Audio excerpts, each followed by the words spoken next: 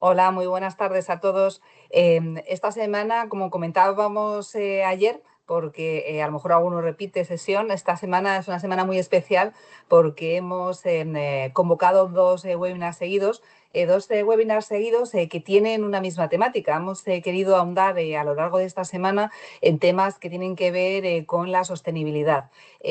Al final, el principal motivo por el que pensamos hacer una serie de iniciativas esta semana es porque el sábado es el Día del Medio Ambiente y ligado con el medio ambiente es verdad que muchas veces cuando pensamos en sostenibilidad, en criterios ESG, pensamos lo primero en temas relacionados con el cambio climático, pero queríamos desmontar un poco este mito y hablar de sostenibilidad de una manera muchísimo más amplia para que se entendiera todos los conceptos que pueden caber dentro del mismo.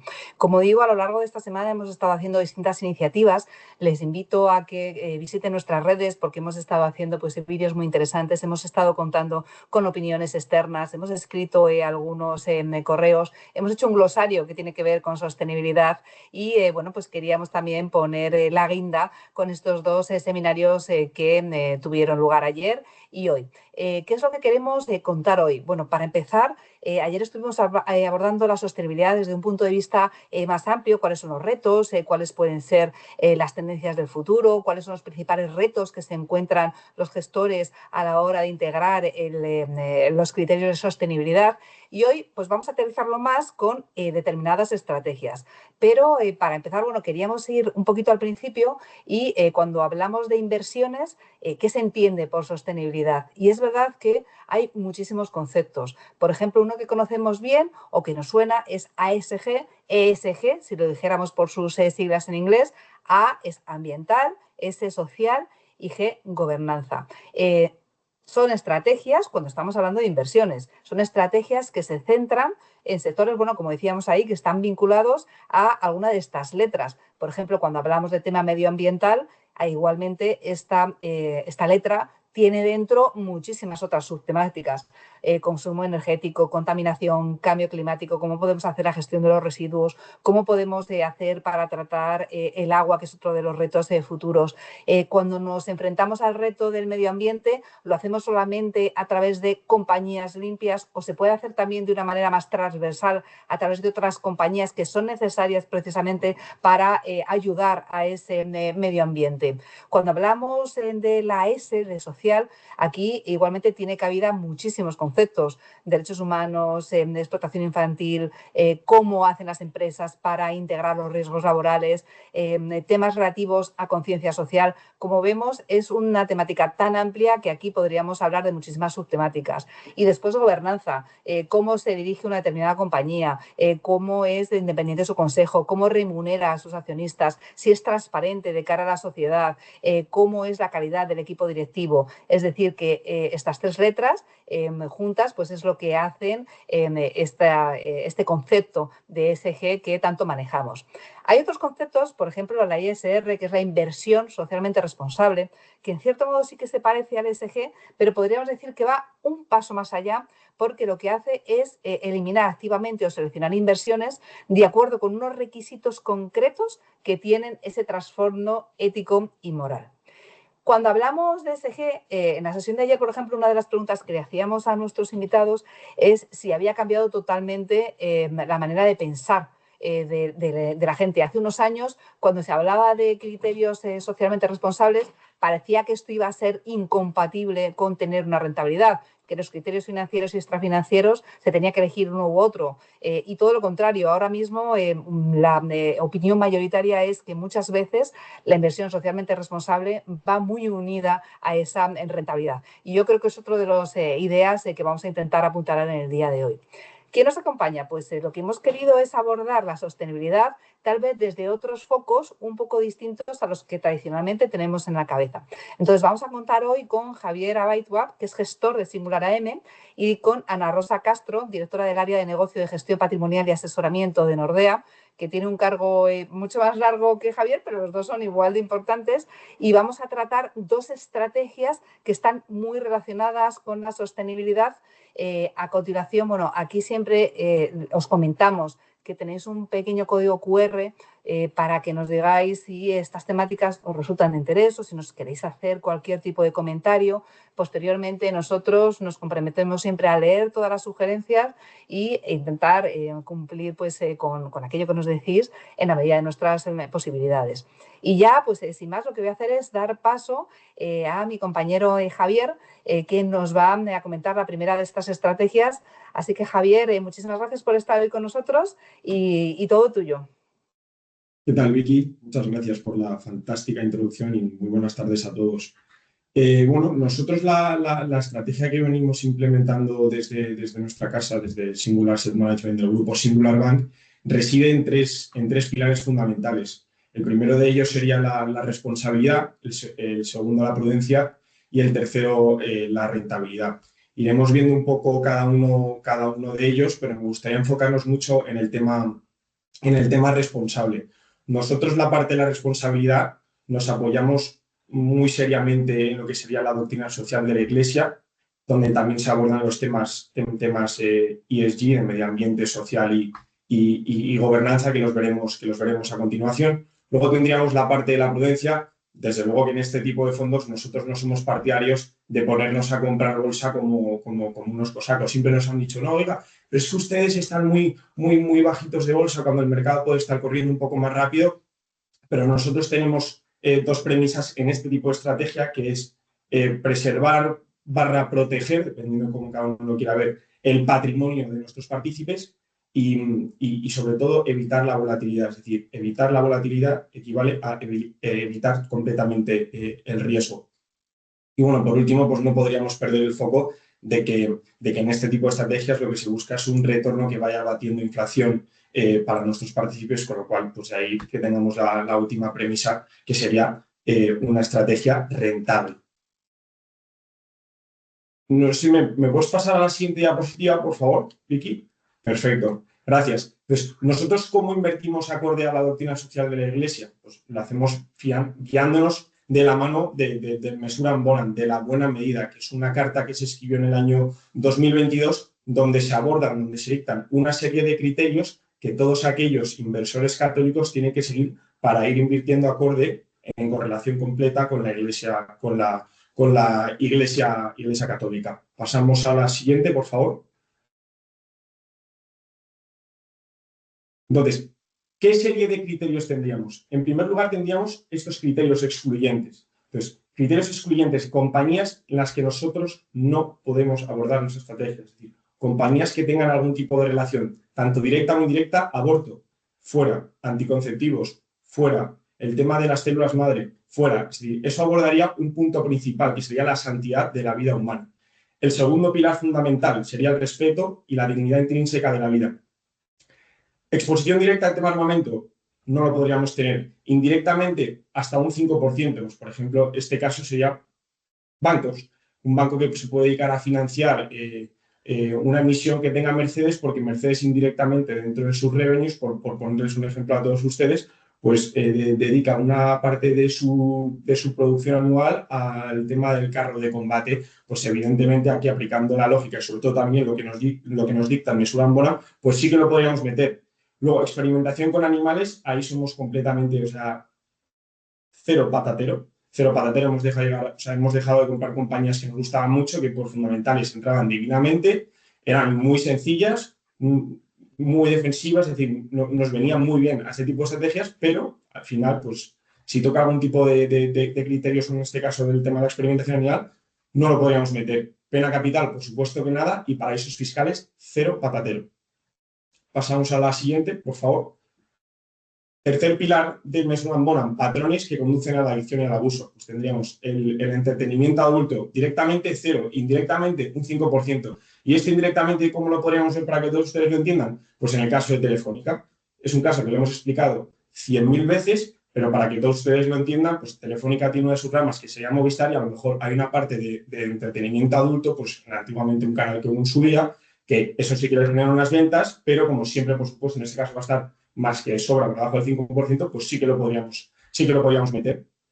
Alcohol, tabaco, juego, préstamos abusivos. Es decir, directamente nada, indirectamente nos dejamos ese pequeño gap de hasta el 5%. Y el cuarto pilar también fundamental, que sería el tema de la protección del medio ambiente, pues, producción a carbón, el tema del petróleo, el tema de las energías nucleares, aceite de palma, donde indirectamente nosotros nunca vamos a ser compradores, pero indirectamente sí que nos tenemos que dejar un pequeño gap. Ese pequeño gap nos lo dejamos, por supuesto, vuelvo a repetir, guiándonos por lo que se dicta en el Measure and Bonham, donde nosotros tenemos que aplicar esos criterios, pero con una cierta lógica.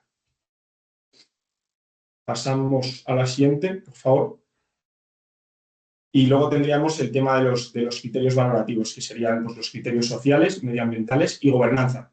Entonces, juntando la parte de los criterios valorativos y todos los criterios, los cuatro pilares fundamentales anteriores que les he ido contando a todos ustedes, todo esto lo meteríamos en una herramienta que se llama Clarity. Entonces, esta herramienta Clarity lo que nos permite es, filtrando por compañías, es decir, metemos la compañía que ustedes quieran, me meto Neynor, Grifols, Mantas el Pato, por no poner ninguna compañía que exista al uso, y esta herramienta nos va a ir diciendo, oiga, señores, que esta compañía tiene X% de armamento, X% de abuso, tema de fuego, X% de ta. Tenemos esos 25 o 30 criterios filtrados dentro de la herramienta y eso es lo que nos permite ir siguiendo perfectamente dónde nos salta o dónde sí nos salta ese criterio, junto a un score general de lo que sería ASG, que a día de hoy, en una escala del 0 al 100, estamos en una media en la cartera de unos 70 a 72 puntos, que la verdad que estamos bastante en línea con lo que serían nuestros competidores, así que de momento pues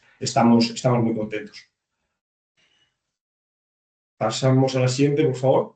Entonces, ¿por qué invertiríamos en esta estrategia? Es decir, esta slide estaría más enfocada a la parte de renta fija, que ahora les contaré un poco más detenidamente cómo estamos funcionando en este tipo de estrategias, pero la renta fija vendría a significar en torno a un 80% y a día de hoy estamos viendo que el tramo de la curva 2,5, 3 años, que es donde nosotros estaríamos colocados, nos está ofreciendo un retorno bastante bueno y lo consideramos más que óptimo, sobre todo porque nosotros estamos invirtiendo con una calidad, como ahora verán, bastante buena en el rango medio alto de lo que sería el investment grade. Si pasamos a la siguiente diapositiva, veríamos que la línea roja sería el tipo de interés que está descontando el Banco Central a cierre de este año. ¿Qué quiere significar? Que debido al conflicto que ha habido en Oriente Medio, se ha generado una inflación lo suficientemente alta como para que los bancos centrales digan, bueno, vamos a tener que subir esos tipos de interés. Claro, la subida de tipo de interés afecta directamente al precio del bono. ¿Qué pasa? Que si a ti te sube el tipo de interés, el precio del bono, si a ti te sube el tipo de interés, el precio del bono se te cae y la TIR del bono, es decir, el retorno que te estaría dando, tiende a aumentar. Entonces, nosotros estamos muy cómodos en esa duración porque desde que estalló el conflicto Oriente Medio, las TIRs medias han tenido un pick-up, es decir, han subido en rentabilidad una media de unos 50-60 puntos básicos. Y podrán ustedes decir, bueno, Javier, ¿y eso qué me quiere decir? Eso quiere decir que nosotros ya venimos contando que ya está descontada esa subida.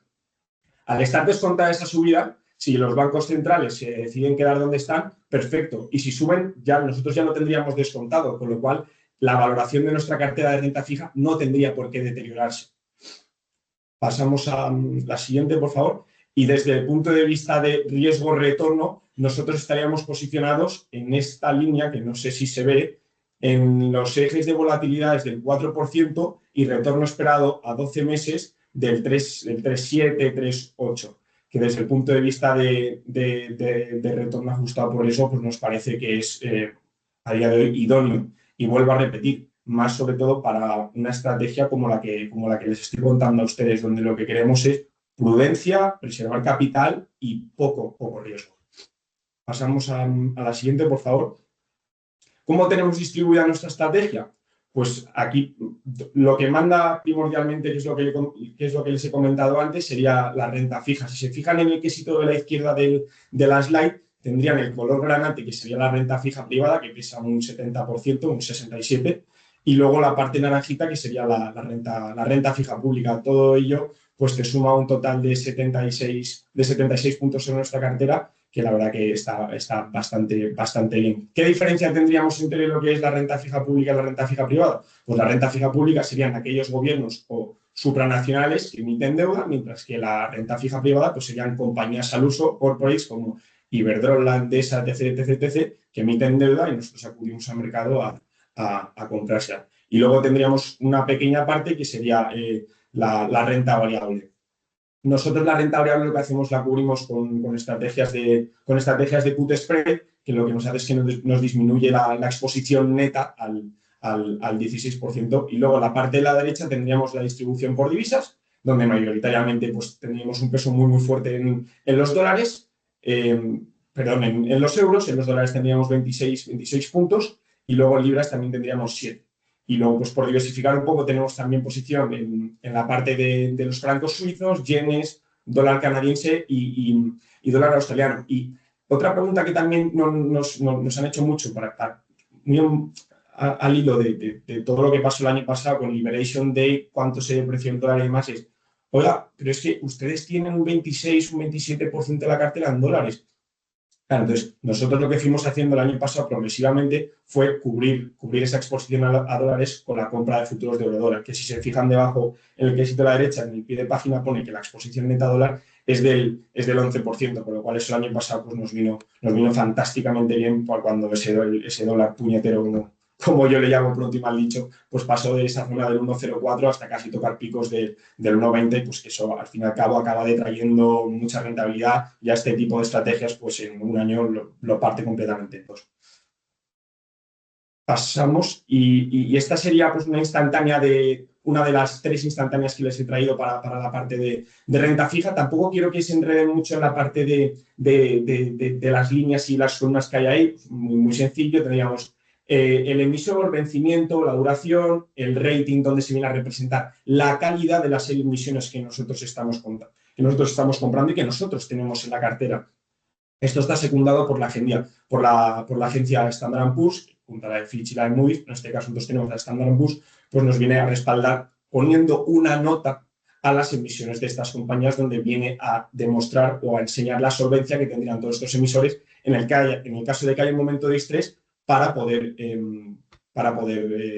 demostrar que esa emisión la pueden subsanar en cualquier momento. Y luego tendríamos la columna de la TIR, que sería el retorno que nos estaría pagando anualmente el bono. Pero sobre todo quiero que se fijen en la parte de la derecha, correcto. Muchas gracias por señalarme eso, Vicky. Ahí tendríamos la parte del rating medio, lo que les contaba, la calidad media que tenemos de la cartera. Es decir, esto es una roca.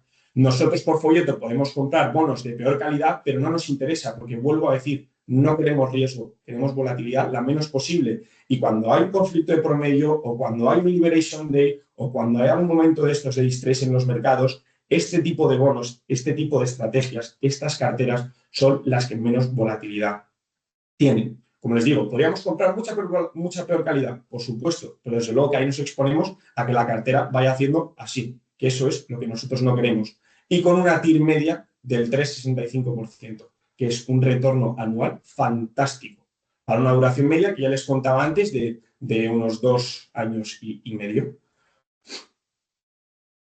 Esta slide sería la segunda parte de nuestra cartera de renta fija y luego aquí pues les he colocado un dibujo que espero que se vea medianamente bien, donde tendríamos una escala por pesos en las que nosotros queremos enseñar que en el AAA tenemos un 9,52%, en el AA 9,52%, en el AA menos, pam, pam, pam, pam, pam.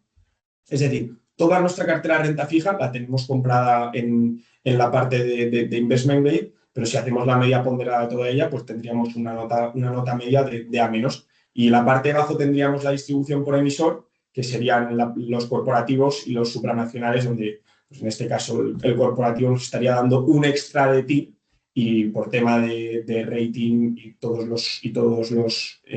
las características que les he contado anteriormente, pues entra estupendamente bien en la cartera y lo tenemos distribuido así. Ha habido momentos en los que hemos tenido más del 11%, pero por folleto nosotros no podemos tener más del 20%, lo que sería renta fija pública o supranacional.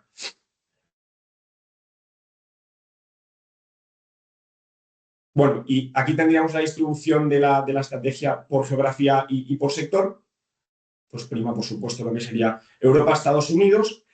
Lo que aprovechamos el año pasado fue un momento post-Liberation Day, las bolsas se pegaron un castañazo considerable y nosotros consideramos que estábamos en cierta medida infraponderados en Estados Unidos y teníamos unos puntos de más en Europa y lo que fuimos fue alocando puntos desde Europa hasta Estados Unidos hasta más o menos pues, colocarnos en las cifras donde lo están viendo ahora. Y sectorialmente tenemos una cartera fantásticamente distribuida, donde hay un peso muy potente en tecnología que entra en Clarity y cumple todos los criterios a las mil maravillas. Luego tenemos mucho peso también en consumo cíclico. La parte de salud, que pueden pensar ustedes, ¿no? Pero bueno, es que esto de salud, los laboratorios, que si tal, que si cual. No, nosotros la gran mayoría de las líneas que tenemos en cartera a través del sector salud lo jugamos con el instrumental médico.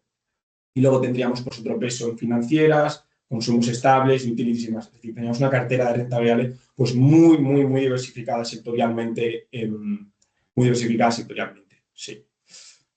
Y pasamos a la siguiente, donde os enseñaríamos un poco, espero que se lea medianamente bien, pero bueno, de nuevo quiero que se fijen más en la parte de la derecha, donde hacemos un breve resumen de cómo tenemos cotizando de media la cartera de renta variable, que estarían en torno de unas 18 veces beneficios, ligeramente inferior de Estados Unidos, que lo tendríamos pues en unas 20-21 veces, y por encima de las 15 veces y media que podríamos tener en Europa, con una rentabilidad por dividendo del 2,5. Eso es fundamental para este tipo de carteras. ¿Por qué? Porque lógicamente nosotros ya simplemente por tener ese dividendo es un palancazo que nosotros nos estamos asegurando que anualmente vamos a obtener un 2,5% al margen de lo que esté haciendo el mercado. Y bueno, pues también intentamos tener compañías que por supuesto sean lo suficientemente capaces de generar flujos de caja para ir repagando deuda y tener que hacer frente a momentos de distrés tener que hacer frente a ese tipo de momentos, pues cuantas menos veces posible, mejor. Y ya pasamos a la siguiente, donde pues aquí tendríamos un track record de la estrategia que venimos desarrollando en la casa desde el año 2016. En lo que llevamos de año a cierre 1 de junio, que si no me equivoco es cierre el lunes, venimos dando year to date un 1,43%, la verdad que está fantásticamente bien, y sobre todo el numerito que tenemos debajo, la volatilidad anualizada. Nosotros no podemos estar con volatilidades por encima del 3%. Tenemos otro tipo de estrategias donde hay más peso en bolsa. Para que ustedes hagan una idea, si podemos tener el 100% o el 80 o el 90% de la cartera, pues podríamos llegar a tener volatilidades de 14, 15%. Y en este tipo de estrategias, pues tenemos volatilidades del 3%. Que repito, nosotros, los dientes de sierra estos que nosotros queremos evitar eso completamente.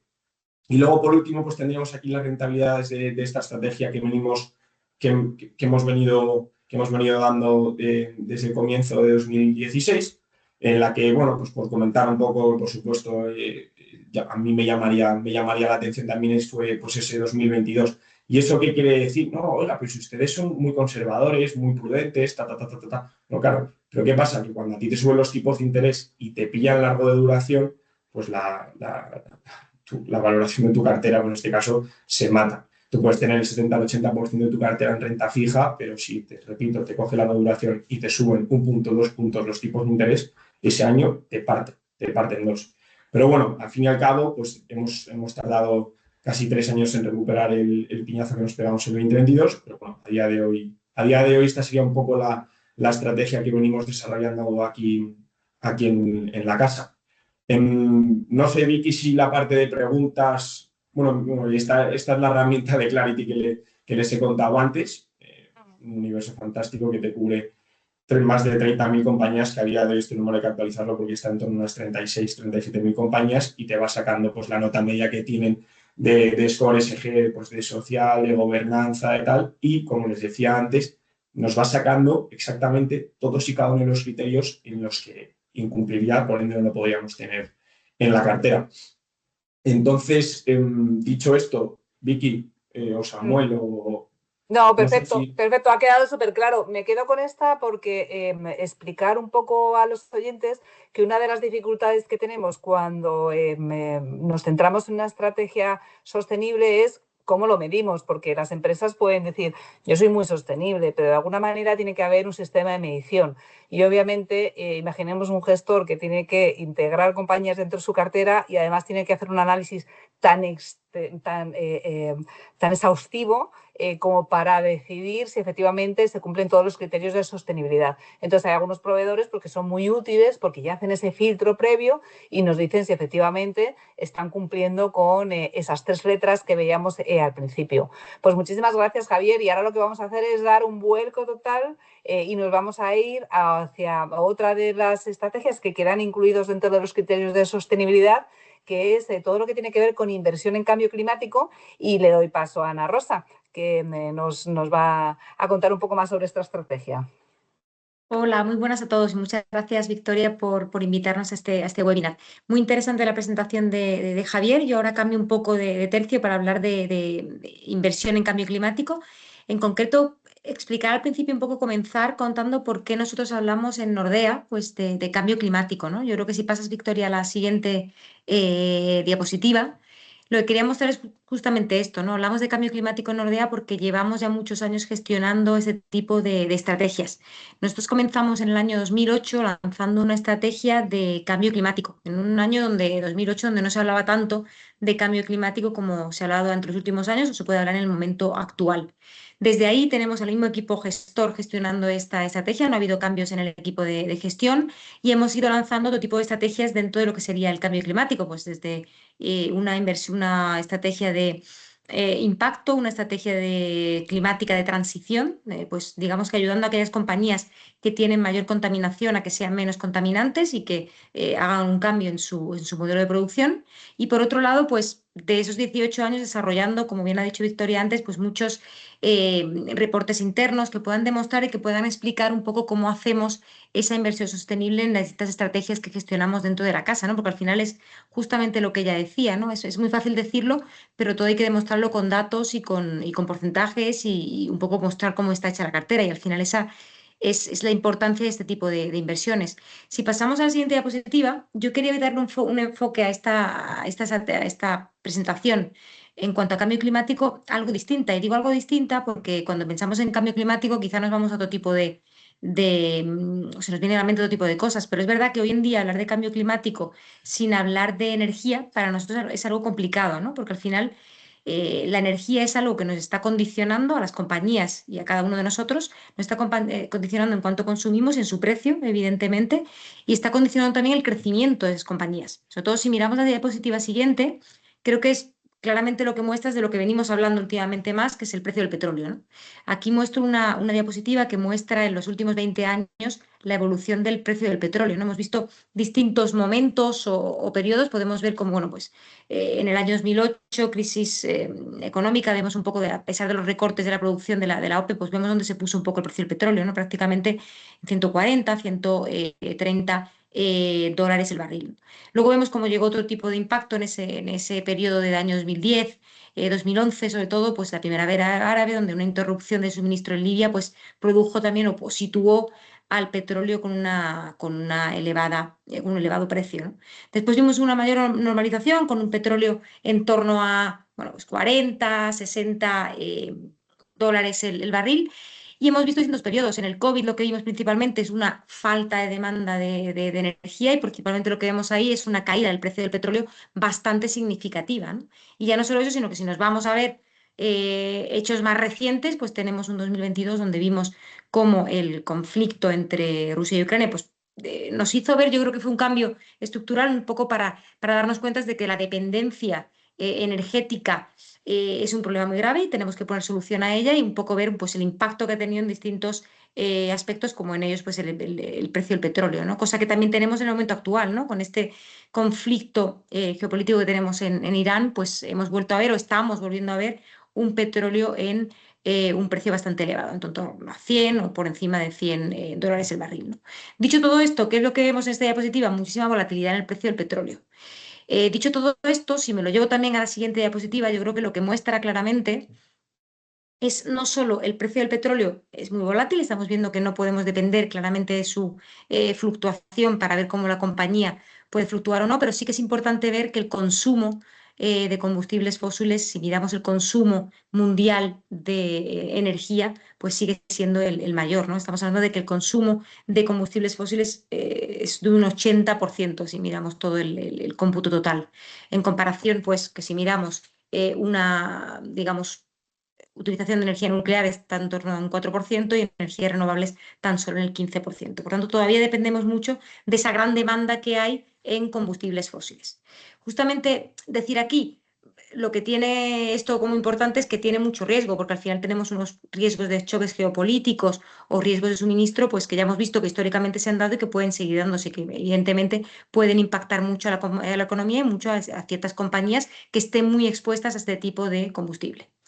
Si pasamos a la siguiente diapositiva, Victoria, aquí mostrar un poco también, bueno, pues hablamos de una volatilidad en el precio, hablamos de que consumimos mucho combustible fósil, pero aparte, si nos fijamos en cuánto aumenta lo que sería el reto energético, ¿no? El aumento estructural de la demanda de energía, ¿no? Hablamos de que de aquí, o aquí estamos mostrando desde el año 2010 hasta lo esperado en 2040, pues situándonos ya no tan lejos, nos vamos a los próximos 4 años, ¿no? De aquí a 2030, la demanda energética va a aumentar un 3,5%, ¿no? Principalmente por una mayor industrialización, porque vemos una mayor electrificación y porque la inteligencia artificial está consumiendo mucha más energía.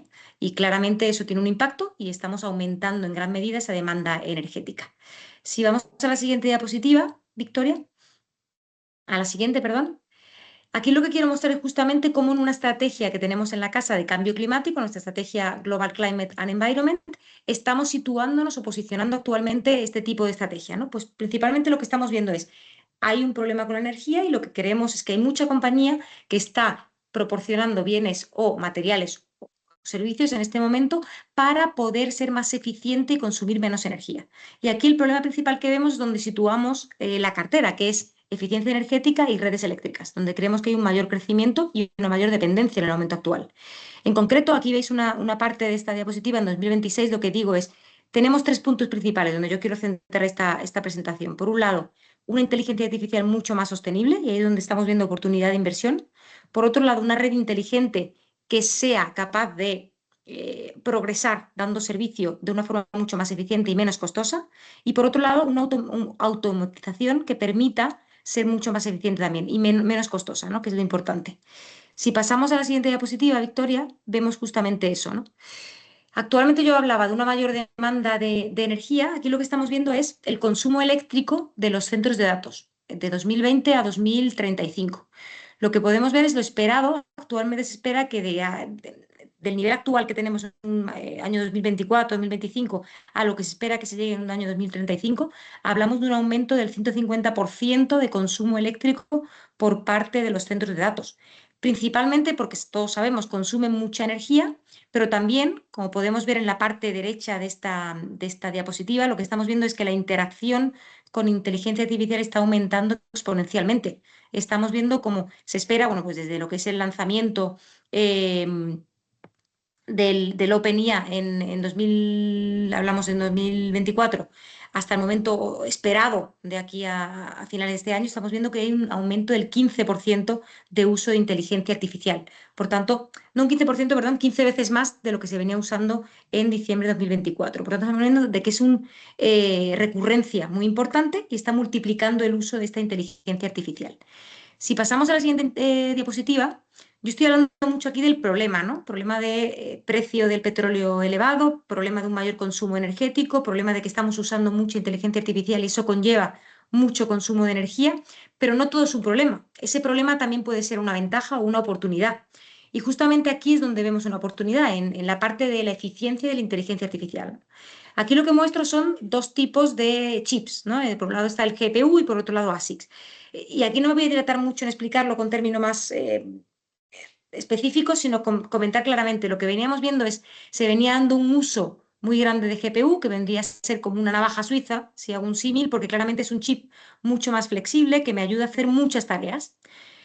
Ese chip, ¿qué pasa? Que funciona muy bien porque es muy flexible, pero a su vez tiene un coste de funcionamiento muy elevado.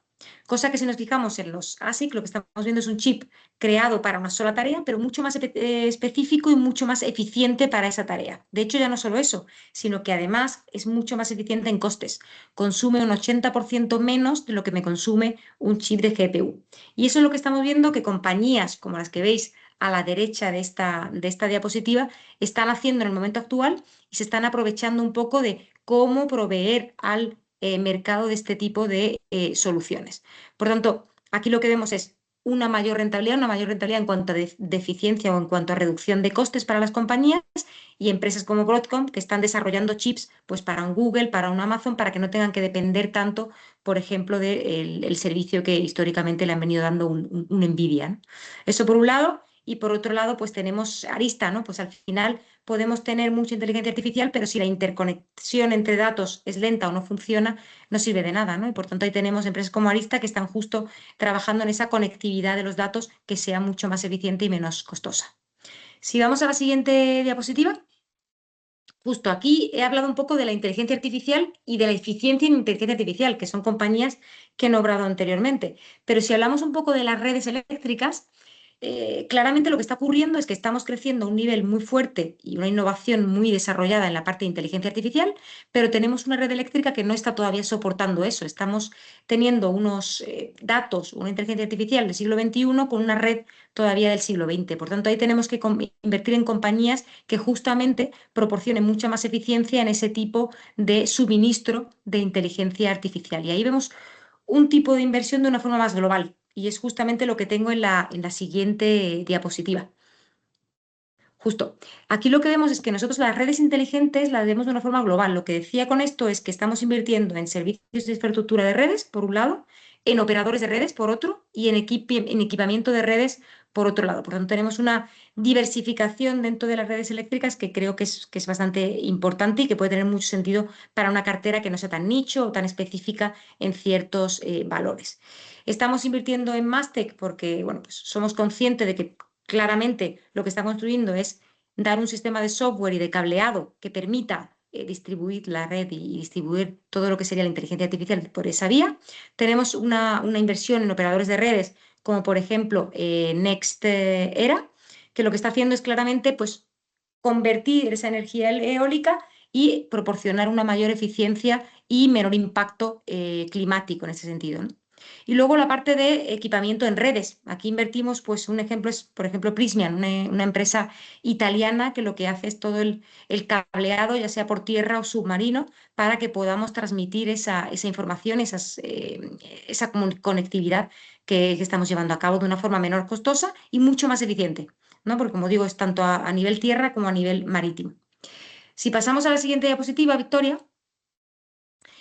Quería terminar con esta parte porque hablamos de inteligencia artificial más eficiente, hablamos de redes eléctricas que nos permitan comunicar esa inteligencia artificial y distribuirla.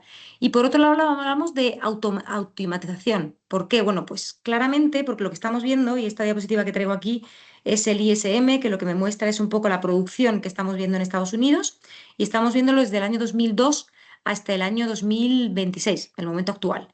Lo que estamos viendo es que por primera vez volvemos a ver un ISM, una producción en Estados Unidos en territorio de expansión. Expansión sería siempre que se encuentre por encima de 50, de esa línea discontinua en rojo, cosa que no veníamos viendo desde los últimos 4 años, que estábamos más en contracción de esa actividad económica, ¿no? Por tanto, esa actividad o producción que estamos viendo en Estados Unidos se alimenta, por un lado, muy importante de esa automatización, que lo que permite es tener mayor actividad de una forma mucho más eficiente, permitiéndome tener un desarrollo digital en mis cadenas de producción. Y ahí es donde creemos que hay mucha empresa que está desarrollando sistemas de producción mucho más eficientes, mucho más rápidos, mucho menos costosos, que están permitiendo aumentar la productividad de mucha compañía y al final adaptarse a todo este cambio, revolución que estamos viendo a nivel tecnológico. Si pasamos a la siguiente diapositiva, justo podemos ver esto. Estamos invirtiendo en una empresa como por ejemplo Cognet, que lo que hace es ser líder mundial en visión artificial industrial. Esto queda muy bien, pero ¿qué significa? Bueno, pues esto significa que para una empresa lo que le permite es tener un robot que vea, porque tener muchos robots que sean inteligentes está muy bien, pero si a su vez es capaz de ver y entender lo que tiene enfrente, tiene mucho más sentido. Cognet es una empresa que me permite en un sistema, una cadena de producción, ver cuáles de los digamos, alimentos o de cuáles de los servicios o productos que estoy produciendo tienen algún defecto. Y si tienen algún defecto, eliminarlo de la cadena de producción antes de que pasen al siguiente paso, ¿no?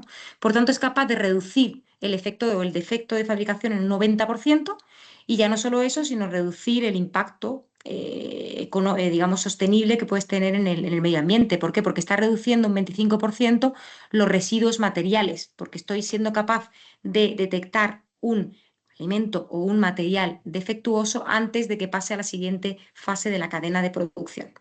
Eso es un tipo de compañía que tenemos en esa parte de automatización que tenemos en la estrategia. Así que, por último, terminar diciendo que lo que hablamos aquí es de un tipo de estrategia que lo que hace es diversificar en cartera, porque al final estoy invirtiendo en renta variable global, pero de una forma distinta. No estoy invirtiendo en los grandes nombres que vemos en estrategias de renta variable global, porque estoy intentando invertir con ese sesgo o con ese enfoque en sostenibilidad, en cambio climático, en eficiencia, en distintos factores, que ahora mismo está siendo mayor en eficiencia energética, porque creemos que ahí es donde está el potencial mayor de crecimiento económico y de encontrar oportunidades y empresas que puedan crecer en ese ámbito, porque también estamos diversificando, porque no solo encontramos compañías de gran tamaño, que también las tenemos en cartera, pero también estamos invirtiendo en empresas de pequeña y mediana capitalización, porque así podemos tener un mayor potencial, porque estamos invirtiendo en compañías que tienen una ventaja competitiva que otras compañías no tienen, porque son mucho más capaces de adaptarse su modelo de negocio a esos cambios que estamos viendo tan fuertes en el mercado y en el negocio, ¿no? En el momento actual. Por tanto, diversificación en cartera, porque me puede diversificar de lo que ya tenga de forma más tradicional en una cartera de renta variable global, porque a su vez estoy consiguiendo un menor impacto negativo en el medio ambiente y porque a su vez esto se puede traducir en rentabilidad. Estamos hablando de una rentabilidad en cartera, pues en el momento actual, pues por encima del 18% año en curso. Si miramos 3-5 años, pues batiendo lo que sería índices de renta variable global, con una exposición muy parecida por países a lo que sería un índice de renta variable global, pero como os digo, por tipo de compañía, por sectores, pues más centrado en industriales, materiales, tecnología de la información, y por tanto buscando un menor solapamiento con la que yo puedo tener en cartera y con una expertise que yo diría que es muy importante, porque al final hablar de cambio climático es muy sencillo, pero demostrarlo a lo largo del tiempo es lo complicado. Y como decía, pues llevamos gestionando este tipo de estrategias 18 años con el mismo equipo gestor, y sobre todo importante también, hablamos de un fondo artículo 9. Artículo 9 significa que tiene una mayor incorporación de criterios de sostenibilidad en distintos criterios, en distintos ámbitos, y estamos consiguiendo eso y tenemos un fondo de artículo 9 de los mayores que podemos ver en el mercado. Por tanto, creo que es una estrategia para tener en cuenta para aquel que busca un impacto menor a nivel medioambiental, y sobre todo invertir en empresas que buscan justamente eso. Ya no solo tener menor impacto medioambiental, que es muy importante, pero a su vez proporcionar a otras soluciones que sean más rentables, porque al final todos miramos eso, ¿no? Tener un proveedor que me permita ser más rentable y tener menor gasto a final de mes o a final del cierre de mi balance. Y eso es justamente lo que creemos que tiene mucho sentido en un entorno como el actual, cuando la energía se está volviendo tan costosa y sobre todo estamos siendo tan dependientes de ella. Termino con esto mi presentación, así que abiertos a cualquier tipo de pregunta que podáis tener e intentar resolverla. Pues muchísimas gracias. Yo tengo que decir que me ha encantado, que he aprendido un montón y que creo que son dos estrategias súper interesantes, y me he quedado con algunas de las cosas que habéis contado que de verdad me han sorprendido bastante. No sé si, bueno, simplemente como siempre recordamos, son estrategias que no se pueden interpretar como un asesoramiento, porque no conocemos el perfil de las personas que nos están escuchando, y por tanto para una recomendación personalizada siempre les invitamos a que hablen con nuestros banqueros remotos y de este modo pues poder orientarles de una manera correcta. No sé, Samuel, si hay alguna pregunta por parte de los asistentes. Hola, buenas tardes. Sí, tenemos una que nos plantea un cliente. ¿Cuál es el nombre del fondo de Singular al que habéis hecho referencia? Si podéis repetirlo para que lo recojan. No, claro, no lo hemos comentado, Samuel, porque al final, como estábamos hablando de estrategias, pero bueno, es uno de los fondos de la casa que se llama que se llama Principium, pero para más información, si es posible que se pongan en contacto con vosotros para que les informemos adecuadamente, porque al final lo que estamos haciendo es hablar de algunas de las estrategias de inversión, que es verdad que en algunos casos se materializan a través de un fondo concreto, otras veces son transversales a toda la filosofía de inversión de la casa. Perfecto. Y tenemos una pregunta más que nos dicen, ¿aplican la doctrina social de la Iglesia a todas las inversiones? ¿Qué tal, Samuel? ¿Cómo estás? Pues nosotros, para cada una de las líneas para las que queremos conformar nuestra estrategia, es que es un must, o sea, un must en el sentido de que sí o sí, al margen de que sea renta fija, renta variable, es decir, nosotros nos apoyamos en Clarity, es decir, el orden, la apelación es, tienes el enfoque de seguido, doctrina social de la Iglesia, que se basan en los criterios, en los puntos que les explicaba antes, y nosotros esos puntos o esos criterios están personificados o están llevados a la práctica en Clarity, la herramienta que nosotros usamos. Con lo cual la respuesta es sí, claramente, porque si no nos estaríamos saliendo del principio que venimos defendiendo con esta estrategia y con el que estamos muy concienciados desde el año 2016.